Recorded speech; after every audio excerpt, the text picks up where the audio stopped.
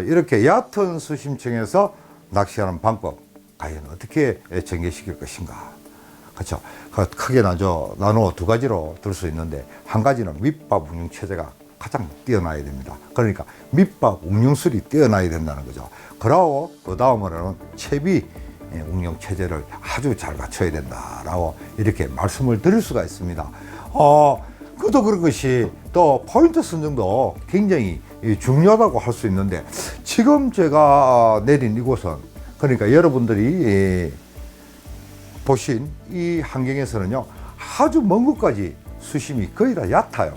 허탕기를 이렇게 보면 수심층이 나오지 않습니까? 수심이 5m, 4m, 3m, 2m 이렇게 쫙 이렇게 경사로 올라가더라고요.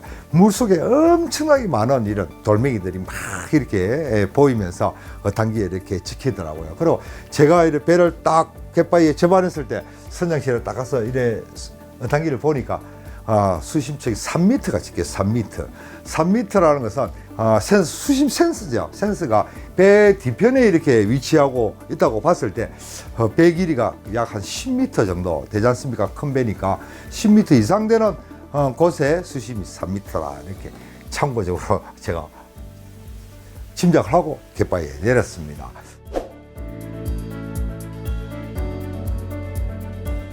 제가 주위가 소란하거나 수심이 얕은 곳은 먼 곳을 공략해라 했는데, 지금 조금 멀리 선정하는 것이 좋습니다만은 주위에 아무도 없기 때문에 포인트를 멀리 공략하지 않고 제가 이렇게 채비를 슬쩍 던져도 포인트에 채비가 착수될 수 있는 그 지점 약 15m 정도를 선정했습니다.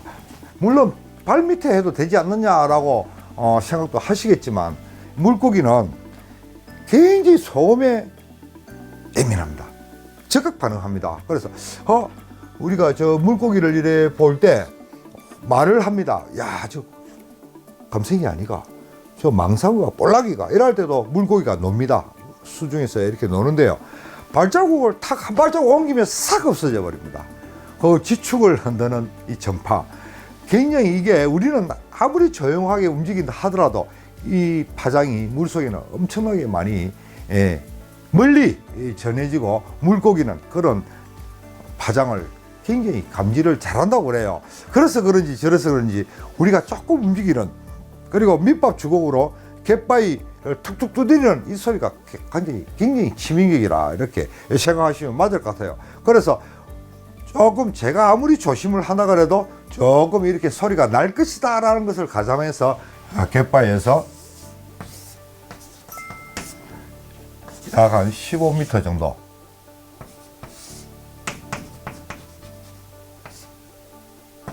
약 15m 전방에 포인트를 구성을 했어요. 포인트를 구성을 하고 이렇게 낚시를 합니다. 물속에는 정말 그 갯바위 주변, 그러니까 해안선을 보시다시피 크고 작은 돌멩이들이 굉장히 많았죠. 그와 마찬가지로 물속에도 엄청나게 많은 빠꼼한 데가 없는, 그러니까 빠꼼한 데가 없는 이런 돌들이 무수히 이렇게 들어가 있어요. 심지어는 큰 돌도 있었어요. 큰 돌도 이렇게 큰 돌도 있습니다. 큰 돌도 있고, 작은 돌도 있고, 파라파라 수초도 달하고 막 이렇게 있죠. 미역도 이렇게 있을 것이고, 바닷말도 이렇게 올라와 있을 것이고, 정말 환경은 막 거저가만이죠. 이렇게 바닷말도 있고, 수초도 있고, 참 좋습니다. 이렇게 복잡하죠. 그래서 이런 상황에서 수심 15m 전방을 공략을 하는 겁니다. 할 때 가장 중요한 것은 밑밥 운용 체제예요. 밑밥을 어떻게 사용하느냐. 밑밥을 막 이렇게 15m 전방 포인트로 선정했다 해서 여기도 주고 저기도 주고 막 이렇게 주게 되면요, 착수된 밑밥이 갯바위 구석구석 이렇게 다 쌓이게 됩니다. 그럼 포인트가 완전히 형성되지를 않아요. 물론 그 물고기는 밑밥이 내린 곳으로 다가옵니다. 다가와서 밑밥이 내린 곳에 어스렁거리다가 그곳에 있는 미끼에 걸려드는 거거든요. 그래서 밑밥이 함부로 이렇게 막 흩어져서 산재돼서 떨어지면 안 된다는 것을 이번 시간에 반드시 참고하시고, 한 곳에 계속 이 밑밥을 투여하는 겁니다. 그래서 한 곳에 밑밥을 쌓아놓고 그곳에 물고기가 들어오기를 기다리는 거죠. 이렇게 한 곳에 계속 쌓아놓는 밑밥, 이것을 우리는 뭐라 그럽니까? 예, 베이스 밑밥이라 그래요. 베이스 밑밥.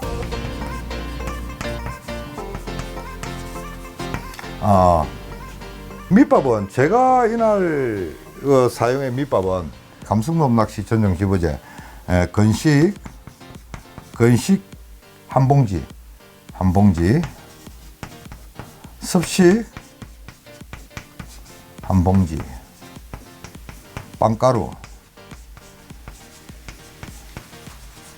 한 봉지, 보태기, 크릴 6덩이, 이렇게 혼합된 밑밥을 사용합니다.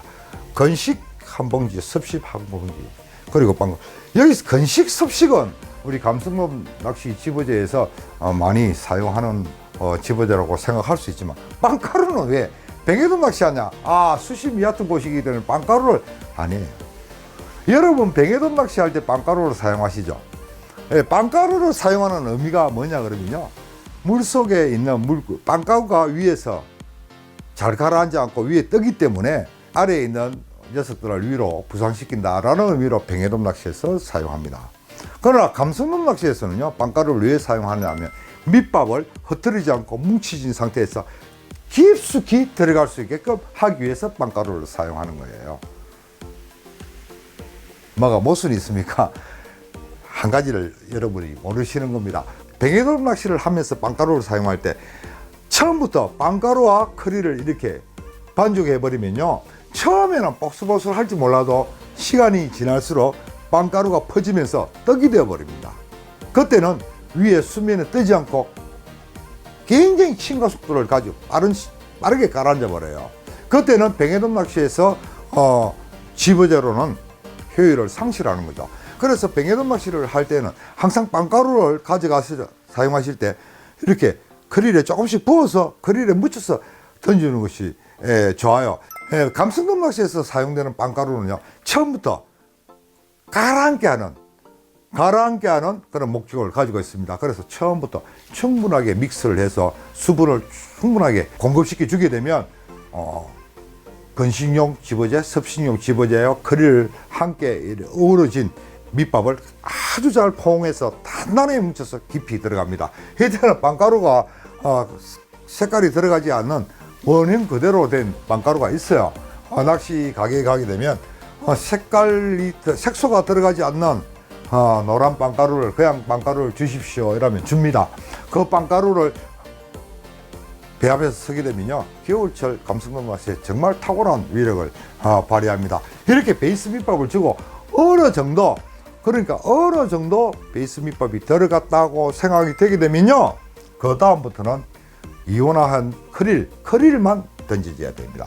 크릴을 15m 정도 던지려고 그러면 숙달되지 않은 사람들은 조금 힘이 들 겁니다. 역시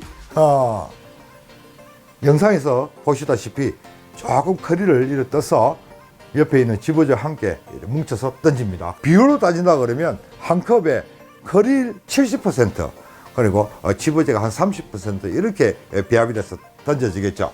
크릴이 이렇게 가라앉으면서 아주 좋은 물고기에게 먹거리를 제공하게 됩니다. 이때 수심이 얕은 곳은 또 하나 아주 물고기들이 경계를 많이 해요. 경계를 많이 하고 이렇게 쉽게 움직이지를 않습니다. 그래서 그 경계를 완화시키기 위해서 여러분들이 사용하는 밑밥 주걱도 낚시를 잘 하시는 분들은 큰 컵으로 조금씩 밑밥을 던질 수도 있는데, 그렇지 못하시는 분은 아예 작은 컵, 여러분들이 뱅에돔 낚시에서 사용하는 15cc 정도 되는 작은 컵을 가지고 수시로 던지는 것이 좋아요. 어떤 식이냐 그러면 한번 탁 던지고 딱 보고 있다가 밑밥이 시야에서 싹 사라지면 가라앉았다 싶으면 다시 던져주고, 또 던져진 밑밥이 없어지면 또 던지고, 그렇게 수시로 이렇게 탁 던지게 되면요, 쉽게 모여듭니다. 아주 물고기의 경계심을 완화시킬 수 있는 방법 중 하나가 밑밥을 수시로 이렇게 끊임없이 조금 소량을 소량으로 던지는 것이 가장 큰 좋은 방법이라고 할 수 있어요. 그거는 제가 경험해서 여러분에게 감히 말씀을 드립니다. 수심이요 3m밖에 되지 않는데 어떻게 채비를 만드느냐. 물론 찌는 아주 저브릭치가 좋아요. 한 제로나 제로에서 한 B 정도 찌를 선택하고, 그리고 물론 뭐 수중찌 뭐 사용하고 싶은 사람은 사용하겠지만 저 같은 경우에도 탐색형 수중찌 하나 꽂았습니다. 그리고 도래를 이렇게 맵니다. 도래를 메고 목줄을 이렇게 하는데, 목줄에 아무도 물리지 않아도 관계없지만 너무 미끼가 포인트로 진입하는 곳에 넣습니다. 넣게 되면 잡어들에게 떠길 확률이 많아요. 이런 거 수심 얕은 곳은 복빙이 항상 도사리고 있어요. 뭐냐, 무슨 복빙이냐 그러면요, 버거, 복섬이라고 하죠. 일명 쫄복이라는 버거가 굉장히 많습니다. 버거가 얕은 수심지에서는 정말 비켜갈 수가 없는 그런 체제예요. 채비를 던지고 하나 둘 셋 올리면 미끼가 없어요. 그래도 버거가 엄청 있어도 밑밥은 계속 쥐어야 됩니다. 그래서 이렇게 봉돌을 달지 않으면요, 미끼가 쉽게 버거에게 도둑맞을 확률이 커요. 그래서 여기서 아주 작은 미끼의 무게를 실어준다, 미끼의 무기를 실어준다라는 생각으로 G2나 G3 정도의 봉돌을 하나 답니다. 그리고 목줄의 길이는요, 약 3m만 하면 돼요. 3m를 합니다. 그러면 이곳 수심이 3m라 그랬죠. 3m라 그러니까 목줄도 약 3m로 해서 멀리 착수시키는 거예요. 이렇게 지가 여기에 착수되고 채비가 이렇게 목줄이 이렇게 정렬됩니다. 정렬시킨 다음에 스트레스가 내려오게 되면 앞으로 조금씩 전진을 시키는 거죠. 이렇게 전진을 시키는 겁니다. 여러분, 전주동 낚시, 그러니까 김문수의 전주동 낚시 시간에 채비 이동 방법에 대해서 제가 말씀을 드렸습니다. 이때는 채비를 착수와 동시에 원줄을 그때 그냥 그대로 반듯하게 만들어주는 것이 좋아요. 원줄이 남용되게 되면 채비 운용 체제가 흐트러집니다. 그래서 이렇게 반듯하게 만들어주게 되면 정말 찌를 잘 보셔야 됩니다. 이렇게 보게 되면요, 찌가 착수가 딱 되게 되면 찌가 붕실 이렇게 뜹니다. 붕실 떠요. 이렇게 착수가 되면요, 그리고 이 찌가 목줄이 정렬될 때까지 들어가 있습니다. 이렇게 딱 정렬이 되게 되면 찌가 머리를 넣어버려요. 밑으로 이렇게 넣습니다. 넣어버려요. 이렇게 싹 들어갑니다. 제로찌, B찌라도 아래에 부하가 있는 채비, 미끼와 뻥돌이 딱 정렬되게 되면 찌가 살포시 들어갑니다. 보여요. 여러분 자세히 보면 보여요. 더더욱 이렇게 줄이 남용되지 않고 팽팽하게 원줄이 반듯하게 만들어진 상태에서는요, 찌가 살짝 머리를 담굽니다. 거기에서 자세히 15m 같으면 다 보입니다. 보면 아래 스트레스가 요렇게 아래로 내리는 것을 알 수가 있어요. 보여요. 스트레스가 들어간다 싶으면요, 앞으로 이동시켜야 돼요. 살짝 이렇게 이동을 시킨 다음에 다시 여기서 이까지 이동을 시키죠.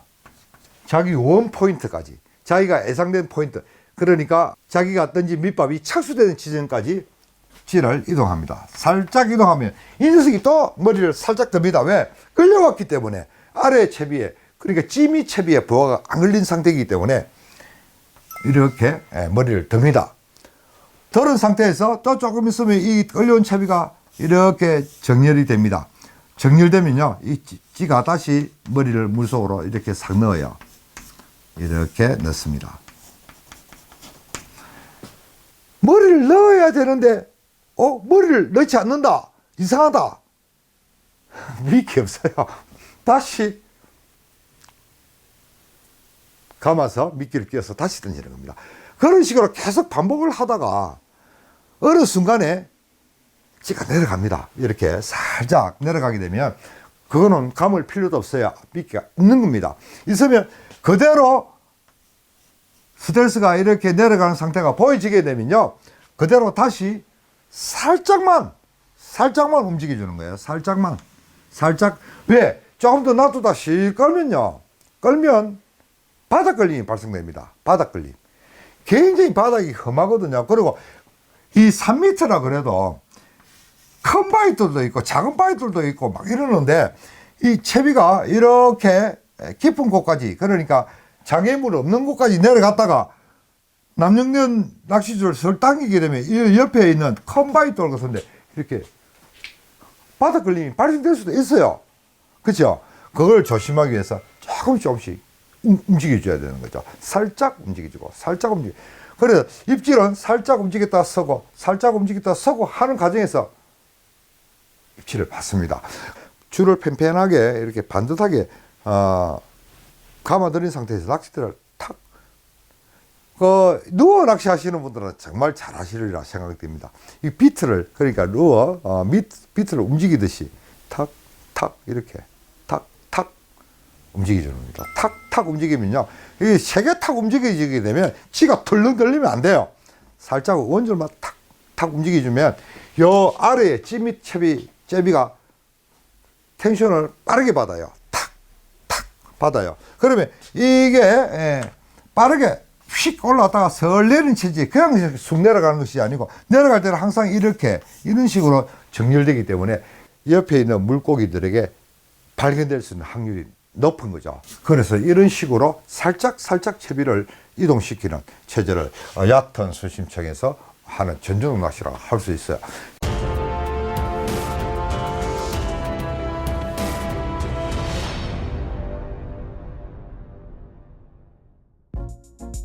오늘 제가 선택을 잘한 것 같아요. 한 번 더 제가 말씀을 드리지만 기분이 좋습니다. 왜? 선장님이 2년 동안 이곳에 사람을 내렸는데 물고기를 낚지 못했다 그랬거든요. 근데 아마 그 사람은 제가 조금 전에 말씀드렸다시피 낚시 방법이 틀리지 않았을까?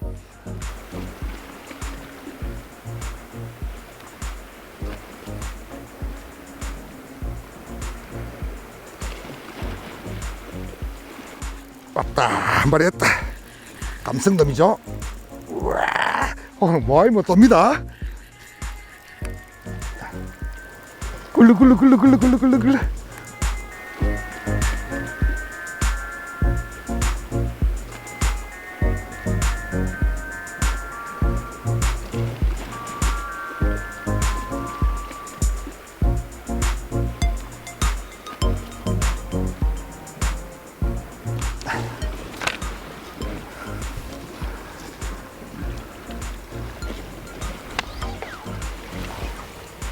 오늘아, 자.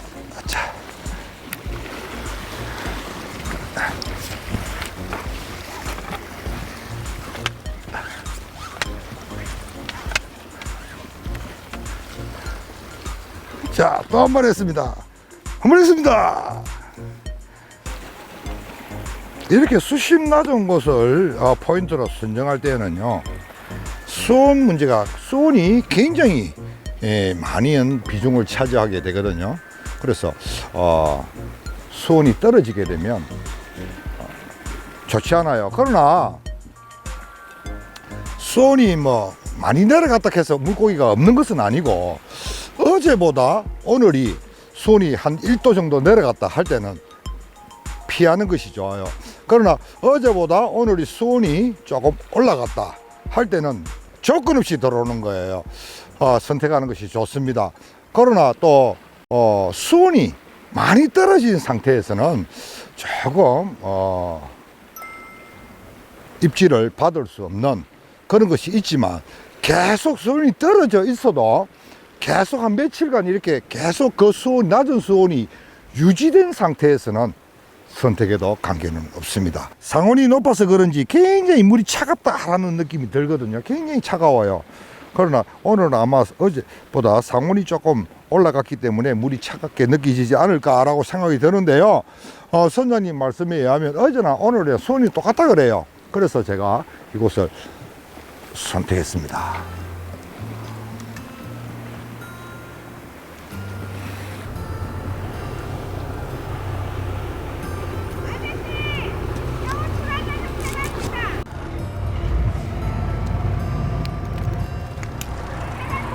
잠깐.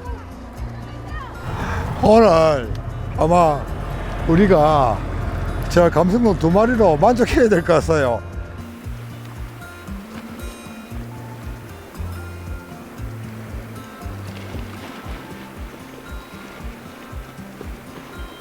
이제 그만해야겠습니다. 시간은 아직 1시간 남짓 남았는데 더 이상 기대를 한다는 것은 나의 욕심인 것 같아요. 그래도 만조 시간에 한 가닥 희망을 걸고 이렇게 최선을 다했는데 정말 자부 한 마리 건드리지 않습니다. 수심 얕은 곳은요, 이게 단점이에요. 수심 얕은 곳은 포식자들이 많이 들어오기는 한데 밤에 많이 들어와요. 밤에 많이 들어오는데 새벽에 이렇게 잠시 입질이 이어지다가 주위가 소란하게 되면 싹 일사불란하게 빠져버린다는 것이 아마 단점이지 않나라고 저는 생각합니다. 오늘 여기서 그만하고요. 다음에는 기회가 되게 되면요, 저 건너편 갯바위에 한번 도전을 해봐야겠습니다. 왜냐하면 오늘 작업하는 선박을 이래 보니까 이 주변에서 많이 해요. 이 주변에 수심도 얕고 만만한 모양이죠.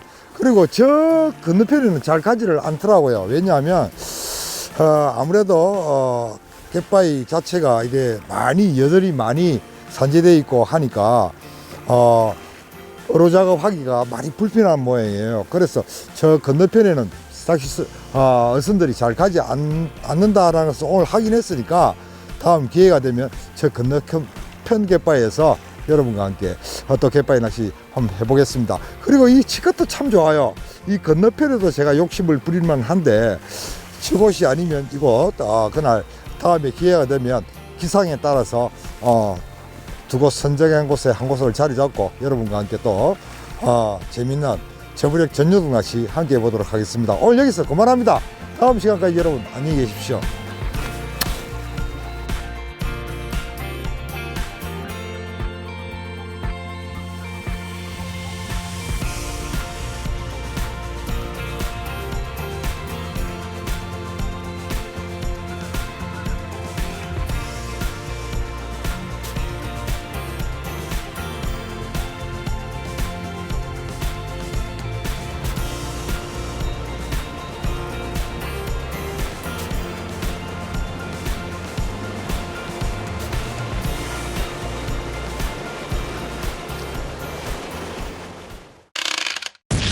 피싱 TV